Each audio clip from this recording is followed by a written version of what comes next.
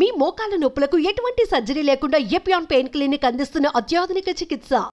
నమస్కారం అండి, నా పేరు doctor Praveen. Vitamin B12, vitamin D deficiency ఎందుకు వస్తుంది, వీటి వల్ల మనకు వచ్చే ప్రాబ్లమ్స్ ఏంటి, ఈ ఉన్నాయని చెప్పి మీరు ఎలా తెలుసుకోవాలి, ప్రాబ్లం ఉందని ఏ సిమ్టమ్స్ మనకు కనిపించే అవకాశాలు ఉంటాయి. ప్రైమరీగా ఈ విటమిన్ డి, విటమిన్ B12 అనేది మనం సర్వసాధారణంగా ఎటువంటి జనరల్ ఫిజిషియన్ దగ్గరికి వెళ్ళినా సరే వాళ్ళు ఫస్ట్ మీకు అన్ని టెస్టులు చేసి ఈ రెండు తక్కువ ఉన్నాయని చెప్పి మీకు ఐడెంటిఫై చేసే అవకాశాలు ఉంటాయన్నమాట.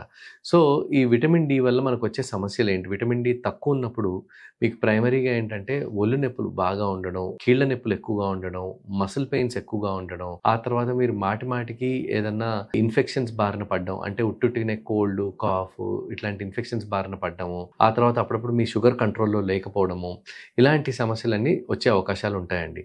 పర్టికులర్గా భారతీయుల్లో చూసుకుంటే మనకి మన స్కిన్లో మనం మెలటోనిన్ అనే పిగ్మెంట్ ఒకటి ఎక్కువగా ప్రొడ్యూస్ అవుతుంది అనమాట. ఈ మెలటోనిన్ అనే పిగ్మెంట్ వల్ల ప్రాబ్లం ఏంటంటే మనకు ప్రైమరీగా సన్ నుంచి ఈ విటమిన్ డి మన స్కిన్ మీద పడినప్పుడు సన్ నుంచి వచ్చే దీనివల్ల మనకి విటమిన్ డి అనేది మ్యానుఫ్యాక్చర్ అవ్వాలన్నమాట మన బాడీ లోపల. కానీ ఈ మెలటోనిన్ పిగ్మెంట్ సన్ లైట్ని మనకి తగలకుండా ఎక్కువగా కాపాడుతూ ఉంటుంది మనని. సో దీనివల్ల ఈ విటమిన్ డి అనేది పర్టికులర్గా సౌత్ ఏషియన్స్లో, భారతీయుల్లో, సౌత్ ఇండియన్స్లో చాలా తక్కువగా ఉంటుందన్నమాట. ఒక సర్వే ప్రకారం ఆల్మోస్ట్ ఒక 3-4 సంవత్సరాల కింద చేసిన సర్వేలో చూస్తే 75% మంది భారతీయుల లోపల విటమిన్ డి సివియర్ డెఫిషియన్సీ ఉందని చెప్పి గుర్తించారు. సో అప్పటి నుంచి మనకి విటమిన్ డి ప్రైమరీగా డెఫిషియన్సీ ఉన్నప్పుడు, అంటే తక్కువగా ఉన్నప్పుడు మనకు వచ్చే సిమ్టమ్స్ ఏంటనేది మనం చూసుకొని ఆ తర్వాత దాన్ని టెస్ట్ చేయించుకొని దాన్ని మనం ఆటోమేటిక్గా కరెక్ట్ చేసుకోవాల్సిన అవసరం ఉంటుందన్నమాట. ప్రైమరీగా మీకు ఉండే సిమ్టమ్స్ నేను ఇందాక చెప్పినట్టు మసిల్ వీక్నెస్, కీళ్ల నొప్పులు, జనరలైజ్డ్ వీక్నెస్ ఉండడం, ఇట్లాంటి ప్రాబ్లమ్స్ అన్నీ వస్తూ ఉంటాయి.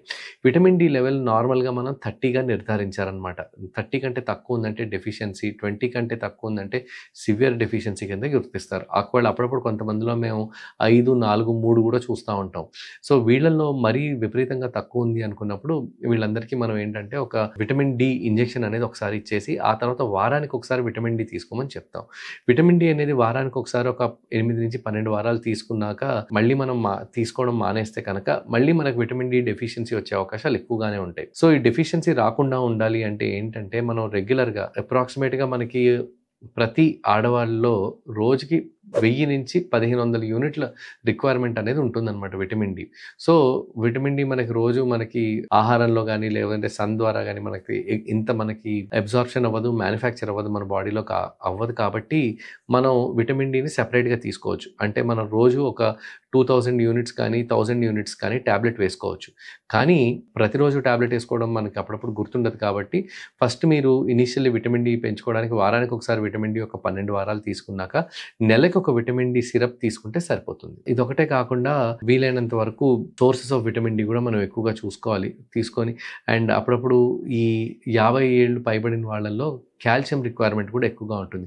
సో ఈ విటమిన్ డి సరిగ్గా లేనప్పుడు కాల్షియం ఇది కూడా ఉండదన్నమాట. సో అందుకోసం విటమిన్ డితో పాటు కాల్షియంని కూడా 50 ఏళ్ళు పైబడిన వాళ్ళు రిప్లేస్ చేసుకుంటే బెటర్. విటమిన్ డి లెవెల్ ఎంత ఉండాలి? విటమిన్ డి లెవెల్ కనీసం మన అందరిలో 50 కంటే ఎక్కువగా ఉంటే మంచిది. సో విటమిన్ డి ఎక్కువ మోతాదులో తీసుకోవడం కూడా మంచిది కాదు. విటమిన్ డి లెవెల్ 100 కంటే ఎక్కువ వెళ్ళినా కూడా మనకి మళ్ళీ దానివల్ల సైడ్ ఎఫెక్ట్స్ వచ్చే అవకాశాలు ఉంటాయి. అందుకోసం విటమిన్ డిని మీరు ఒకసారి చెక్ చేయించుకున్నప్పుడు సేఫ్గా మీరు వారానికి ఒకసారి 12 వారాలు తీసుకొని నెలకు ఒక విటమిన్ డి సిరప్ తీసుకుంటే సరిపోతుంది. ఇది ఒకటే కాకుండా మీకు ఎటువంటి డౌట్లు ఉన్నా మీరు దగ్గరలో ఉన్న ఫిజిషియన్ని కానీ లేకపోతే మా దగ్గర ఏజీకి వచ్చినా కూడా మేము ఖచ్చితంగా ఒకసారి విటమిన్ డి ఎలా ఉంది అని చెప్పి చూసి నిర్ధారించి దానికి పరీక్షలు చేయించి ఆ తర్వాత ఎలాంటి ట్రీట్మెంట్ ఇవ్వాలి అనేది కూడా మేము మీకు హెల్ప్ చేస్తాం. ఇది ఒకటే కాకుండా విటమిన్ B12 డెఫిషియన్సీ కూడా భారతీయుల్లో విపరీతంగా ఆల్మోస్ట్ 80% మందికి విటమిన్ B12 డెఫిషియన్సీ ఉంది అని చెప్పి ఒక సర్వేలో నిర్ధారించారు.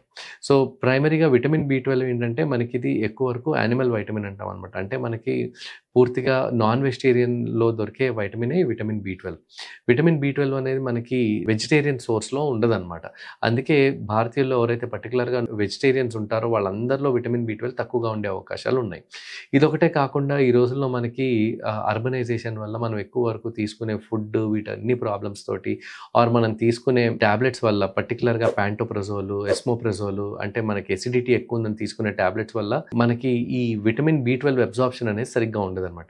ఈ విటమిన్ బి12 అబ్జార్ప్షన్ ఏంటంటే మనకు ఒకసారి కడుపులోకి వెళ్ళిన తర్వాత కొంచెం కాంప్లికేటెడ్గా ఈ అబ్జార్ప్షన్ అనేది ఉంటుంది. సో ఎవరైతే పర్టికులర్గా ఈ ప్యాంటోప్రోజోల్, ఎస్మోప్రోజోల్, యాంటాసిడ్ మెడికేషన్స్ ఎక్కువగా వేసుకుంటారో, ఎవరిలో అయితే ఎక్కువ వరకు ఈ ఎసిడిటీ ప్రాబ్లమ్స్ ఎక్కువగా, గ్యాస్ట్రైటిస్ అంటాం అనమాట, గ్యాస్ట్రైటిస్ ప్రాబ్లమ్స్ ఎక్కువగా ఉంటాయో వాళ్ళల్లో ఈ విటమిన్ బి12 డెఫిషియన్సీ అనేది మనం సర్వసాధారణంగా చూస్తాం. ఈ విటమిన్ బి12 వల్ల మనకి ప్రైమరీగా ఎటువంటి సిమ్టమ్స్ ఉంటాయి అంటే ఎటువంటి ప్రాబ్లమ్స్ మనకు వస్తాయి. విటమిన్ బి12 తక్కువగా ఉండడం వల్ల మనకి అరికాళ్ళ అరిచేతుల్లో మంటలుగా ఉండడం, అరికాళ్ళ అరిచేతుల లోపల మనకి తిమ్మిర్లు రావడం, ఆ తర్వాత అరికాళ్ళ నుంచి మెల్లిగా ఈ తిమ్మిర్లు పైకి పాకుతూ ఉండడం, ఇలాంటివన్నీ మనం చూస్తూ ఉంటాం. దీన్ని మనం న్యూరోపతిగా పిలుస్తాం. న్యూట్రిషనల్ న్యూరోపతిగా కూడా మనం దీన్ని గుర్తిస్తాం అనమాట. పర్టికులర్గా ఈ విటమిన్ బి12 ప్రాబ్లం ఉన్న వాళ్ళందరి లోపల మనం ఈ నరాల ప్రాబ్లమ్స్ ఎక్కువగా చూస్తాం. ఎందుకంటే నరం పైన అందరికీ ఒక చిన్న కవరింగ్ లాగా ఉంటుంది, షీత్ లాగా ఉంటుంది. దాన్ని మనం మైలిన్ షీత్ అని పిలుచుకుంటాం అనమాట. ఈ మైలిన్ షీత్ అనేది మ్యానుఫ్యాక్చర్ అవ్వడానికి మన బాడీలో విటమిన్ బి12 ఎంతో అవసరం. సో ఎవరిలో అయితే విటమిన్ బి12 తక్కువగా ఉంటుందో వాళ్ళందరి లోపల ఈ మైలిన్ షీత్ మ్యానుఫ్యాక్చరింగ్ సరిగ్గా లేకపోవడం వల్ల నరాల ప్రాబ్లమ్స్ ఎక్కువగా వచ్చే అవకాశాలు ఉంటాయన్నమాట. దీర్ఘకాలికంగా మధుమేహంతో, డయాబెటీస్తో బాధపడే వాళ్ళకి కూడా ఈ న్యూరోపతి ప్రాబ్లం ఎక్కువగా ఉంటుంది. వీళ్ళల్లో కూడా మనం బి12 రిప్లేస్ చేస్తే కొంచెం ఈ న్యూరోపతి ప్రాబ్లం తగ్గే అవకాశాలు ఉంటాయి. అఫ్కోర్స్ షుగర్ కంట్రోల్ చేయడం ఎంతైతే అవసరమో బి12 రిప్లేస్ చేయడం కూడా అంతే అవసరం ఈ న్యూరోపతి ప్రాబ్లం ఉన్న వాళ్ళందరి లోపల. సో ప్రైమరీగా బి12 మన సోర్స్ ఏంటి? బి12 అనేది మనకి నాన్ వెజిటేరియన్ ఫుడ్లో ఎక్కువగా దొరుకుతుంది. అలా అని చెప్పి ఎక్కువ నాన్ వెజిటేరియన్ ఫుడ్ కన్స్యూమ్ చేయడం కూడా మంచిది కాదు. మీరు పర్టికులర్గా ఫిష్, ఆ తర్వాత లేదంటే నాటుకోడి ఇలాంటి వరకు తీసుకోవచ్చు, కానీ పూర్తిగా రెడ్ మీట్ ఇలాంటివి అవాయిడ్ చేస్తేనే బెటర్. మనకి ఇంకోటి ఏంటంటే బి12 తక్కువగా ఉన్న వాళ్ళలో ట్యాబ్లెట్ల కన్నా మనం ఇంజెక్షన్లు ఎక్కువగా ఇస్తే మంచిది. ఎందుకంటే ఇంజెక్షన్ది బయో అవైలబిలిటీ చాలా ఎక్కువగా ఉంటుంది, ట్యాబ్లెట్స్ బయో అవైలబిలిటీ తక్కువగా ఉంటుంది. మనం ఇంజెక్షన్ ఇంట్రామస్కులర్ రూపంలో పర్టికులర్గా మసిల్ లోపలికి మనం ఇంజెక్షన్ ఇచ్చినప్పుడు ఆల్మోస్ట్ 75 to 80% వరకు బయో అవైలబిలిటీ ఉంటుంది. సో అందుకే ఎవరికైనా బి12 డెఫిషియన్సీ ఉంది అని మనం నిర్ధారిస్తే వీరందరికీ మనం ఇంజెక్షన్స్ రూపంలో ట్రీట్మెంట్ ఇస్తే హెల్ప్ఫుల్గా ఉంటుంది. పర్టికులర్గా మనం చూస్తే ఈ బి12 ప్రాబ్లమ్స్ తోటి కనుక మీరు మా దగ్గర కనుక వస్తే ఫస్ట్ మీకు బి12 లెవెల్ ఎంత ఉంది అనేది మనం చూసుకొని దాన్ని నిర్ధారించి ఆ తర్వాత అది అప్పుడప్పుడు క్రిటికల్ లెవెల్లో అంటే లెస్ దాన్ 200 ఉందంటే వెంటనే ఇంజెక్షన్స్ మొదలు పెడతాం. లేదు అది 300-400 వరకు ఉంది అనుకుంటే ట్యాబ్లెట్స్ రూపంలో కూడా చేయొచ్చు. సో ఈ రకంగా బి12 కానీ విటమిన్ డి డెఫిషియన్సీ మీకు ఎవరిలో అయినా సరే ఇటువంటి సిమ్టమ్స్ ఉంటే మీరు ఖచ్చితంగా మా దగ్గరికి ఏజీకి రావచ్చు. మేము దానికి టెస్టులు చేసి దానికి ఎట్టి పరిస్థితుల్లో అయినా సరే సరైన ట్రీట్మెంట్ అందిస్తాం.